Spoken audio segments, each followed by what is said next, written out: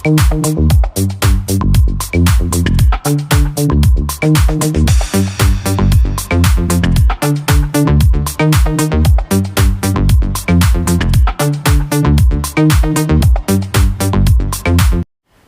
Can't express actually कि इतनी खुशी की बात है। मुझे पता नहीं था पहले कि गुरुजी को भी अवार्ड मिल रहा है। गुरुजी को उस दिन देखा मैंने तो बहुत खुशी मिली। मुझे लगा कि चीफ गेस्ट हैं वो वहाँ पे। तो जब मुझे पता चला कि उनको भी मिल रहा है तो मैं बहुत खुश हो गई, और उसी स्टेज पे मुझे भी मिल रहा है तो इससे मेरे लिए दुगनी खुशी थी और प्राउड फील करी थी बहुत ही। गुरुजी ने आपको कुछ संदेश दिए हैं? गुरुजी का संदेश तो हमेशा यही होता है कि रियाज़ करो, प्रैक्टिस करो, क्योंकि कितने भी आप बड़े सिंगर्स होते हों पर बेसिक जो होता है सारे गा मा पा धा नि सा, इट्स वेरी इंपॉर्टेंट, क्योंकि उसी के ऊपर संगीत पूरा खड़ा है। अगर ये समझे कि आज कि मैं इतनी बड़ी सिंगर हो गई या और कोई बड़े सिंगर्स हैं जो कि जैसे कि सोनू निगम हो या शंकर महादेवन जी हो या जो जितने भी बड़े सिंगर्स हैं, हम ये सोचते हैं कि नहीं वो इनको तो अभी प्रैक्टिस की ज़रूरत नहीं है। नहीं, ऐसा नहीं है। उल्टा ज़्यादा ज़रूरत होती है प्रैक्टिस की। जितनी ज़्यादा जिम्मेदारी बढ़ती है ना उतना ज़्यादा फिर आपको बेस्ट देना पड़ता है। मैम, दर्शक ये जानना चाहते हैं आपकी जर्नी किस प्रकार से शुरू हुई थी? मेरी जर्नी बिल्कुल, मैं 4 साल की थी तभी से जर्नी शुरू हुई है। और मेरे स्कूल लेवल पे ही मेरे टीचर ने मेरे डैडी को बोला था कि इसकी आवाज़ बहुत अच्छी है, इसको म्यूज़िक सिखाइए, इससे नेचुरल इसकी आवाज़ बहुत अच्छी है। तो मैं जल्दी पिक करती थी जो भी सिखाते थे, तो फटाफट वो सीख लिया मैंने। और 4 साल की सॉरी 4th स्टैंडर्ड में थी तभी मैंने आकाशवाणी पे प्रोग्राम किया था, फर्स्ट प्रोग्राम किया था। तो उसके बाद मैं चलती आई, मैं बस करती गई म्यूज़िक में। मैंने MA किया क्लासिकल म्यूज़िक में, अभी PhD कंप्लीट की है मैंने, तो सीखती रही मैं। सिंगिंग के साथ आप सामाजिक काम भी करते हैं जी। किस तरह के सामाजिक काम आप करते हैं? मैं जो स्लम के बच्चे होते हैं, जो जिनमें टैलेंट होता है और वो बेचारे अफोर्ड नहीं कर सकते हैं और उनको स्टेज पे मतलब बड़े स्टेज पे उनको मिलता नहीं जाना, तो इसीलिए मैंने सोचा कि इतना अच्छा इनमें टैलेंट है और ये इतनी मेहनत करने के लिए भी रेडी होते हैं लोग, क्योंकि प्राइवेट स्कूल के बच्चे इतनी मेहनत नहीं करते जितनी ये करते हैं। क्योंकि एज अ जज मैं जब कॉम्पिटिशन्स में जाती हूँ स्कूलों में या कॉलेजेस में, तो मैंने देखती हूँ कि जो प्राइवेट वाले होते हैं तो इतनी मेहनत करने के लिए तैयार नहीं होते जो कि स्लम के बच्चे करते हैं। तो उनको मैंने सोचा कि इनको ले जाऊँ मैं, इनका टैलेंट निखारूँ, तो अपनी हिम्मत पे मैंने लेके गई मैं। जैसे कि डांस महाराज डांस जी युवा मराठी चैनल का शो था, उसमें मैंने पार्टिसिपेट कराया, तो टॉप 5 तक गए मेरे स्टूडेंट्स। मिट्टी की सितारे जैसे, फिर दूरदर्शन ETV चैनल्स पे मैं हमेशा लेके जाती हूँ बच्चों को, जी युवा मराठी चैनल, सह्याद्री चैनल और आकाशवाणी पे।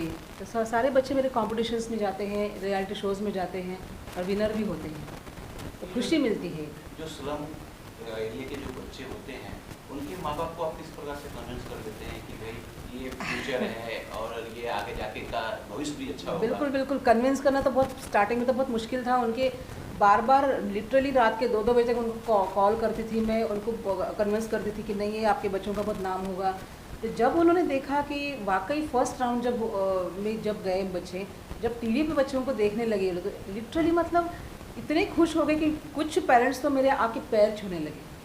मतलब मेरे पैर मत छूइए, आप अपने बच्चों के पैर छूइए, क्योंकि मैं तो टीचर हूँ, मेरा तो सिखाने का काम है। पर आपके बच्चों ने जल्दी पिकअप किया, अच्छा सीखा, तभी वो जाके आज स्टेज पे हैं, बड़े स्टेज पे। तो वो वहाँ पे भी आके बहुत मतलब तारीफ़ करते थे, आप तो हमारे लिए भगवान हैं, हमारे बच्चे, हम तो सोच भी नहीं सकते थे कि ये सपने में भी कि हमारे बच्चे इतने बड़े स्टेज पे जा सकते हैं। तो मैंने बोला मैंने कुछ नहीं किया है, बस मैंने अपना सिखाने का काम किया है, आपके बच्चे टैलेंटेड है करके मैं ले गई। जो स्लम एरिया के जो बच्चे होते हैं तो आप किसी एक मतलब सिंगिंग में भी अलग अलग कैटेगरी होती है? बिल्कुल बिल्कुल। तो आप किसी एक कैटेगरी में सिखाने या कि हर एक फन में उनको माहिर करती हैं? सभी में, जैसे सेमी क्लासिकल, फिल्म म्यूज़िक, नाट्य गीत, क्लासिकल, सारे इसमें सिखाती मैं। और विशेष ये कि मैं एक्टिंग का भी थोड़ा बहुत, मैं एक्ट्रेस भी हूँ, तो मराठी थिएटर भी किया है मैंने, तो थोड़ा बहुत मैं एक्टिंग में भी बच्चों को सिखा लेती हूँ। ड्रामाज में कॉम्पिटिशन्स में ले जाती हूँ उनको, और डांस में भी फोक डांस का नॉलेज है थोड़ा सा, तो फोक डांस के ज़रिए मैंने डांस महाराज डांस में ले गई थी बच्चों को। आपने काफ़ी कम उम्र से जो है सिंगिंग शुरू कर दी है जी। और एक वो वक्त था और एक ये वक्त है, दोनों में कितना बदलाव आ चुका है? बहुत डिफरेंट है ये, बहुत बदलाव आ चुका है। पहले कैसे कि क्लासिकल म्यूज़िक ज़्यादा गाया जाता था, ज़्यादा उसको इम्पोर्टेंस दिया जाता था, पर आजकल के जनरेशन में क्या होता है कि लोगों को लगता है कि बस गाना सुन लिया और गा लिया। ऐसा नहीं होता है, गाना सुन के कभी संगीत नहीं आता है, गुरु की ज़रूरत पड़ती है। गुरु बिना ज्ञान नहीं बोलते ना हमारे यहाँ पे, गुरु के बिना ज्ञान नहीं मिलता है। तो संगीत क्लासिकल तो मेन बेस है संगीत का। तो अगर बेस नहीं सीखेंगे, सारेगामापा नहीं सीखेंगे आप, तो कुछ दूसरे कोई जो वैराइटीज़ सॉन्ग्स की हैं वो गा नहीं पाएंगे आप। तो ये मस्ट है। मतलब आजकल के रियलिटी शोज़ में जो छोटे छोटे बच्चे आ रहे हैं वो सीख रहे हैं, बहुत अच्छी बात है, पर उनको अभी भी कुछ लोगों को इम्पोर्टेंस नहीं है। तो माता पिता ने इसको सोचना चाहिए इस बारे में कि अगर मेरे बच्चे को म्यूज़िक में अगर आगे ले जाना है तो इनको बेसिक क्लासिकल सीखना बहुत ज़रूरी है। दर्शकों को कौन सा गाना आप सुनाना चाहेंगे इस वक्त? दर्शकों को वैसे तो बहुत सारे सुंदर सुंदर गाने हैं, क्लासिकल भी है, ये भी है। तो मैं एक गज़ल सुनाना चाहूँगी। शायद सभी जानते हैं इस गज़ल को, लता जी और जगजीत जी ने गाया था। गम का खजाना तेरा भी है, मेरा भी, गम का खजाना तेरा भी है, मेरा भी, ये नजराना तेरा भी है, मेरा भी, गम का खजाना तेरा भी है, मेरा भी।